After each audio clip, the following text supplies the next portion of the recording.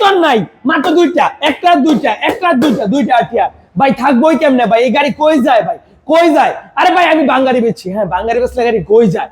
মাসে 300-400 গাড়ি বেচছি, কই যায়? কেনাই চালায়, রাস্তা চালালে তখন বাঙ্গারি হয় না। এখন এনে থাকলে বাঙ্গারি হয় এই কারণেই, কারণ আমার গাড়িগুলো পলিশ করি না, তেল মারি। আমি তো কই তেল মারি, তেল মারলে কি গাড়ি গ্লেজ বাড়ে না, তেল দিলে দেখা যায়। গ্লেজ বাড়বো পলিশ করলে, ওই পলিশটা করলে আমার গাড়ি কস্টিং খরচ বাড়বে, দাম বাড়াই দিতে হবে, যার কারণে আমি পলিশ করাই না। আর এটা কি মানুষ অন্য চোখে দেখে ভাই?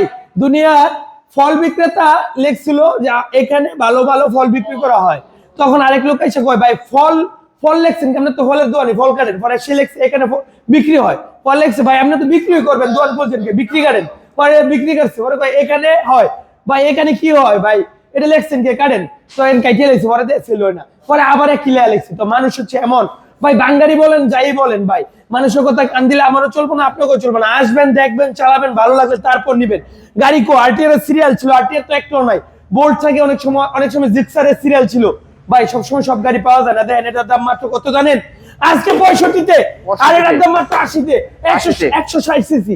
সম্রাট বাইক গ্যালারি, সম্রাট বাইক গ্যালারি ফেসবুক পেজটা ফলো দিয়ে রাখবেন।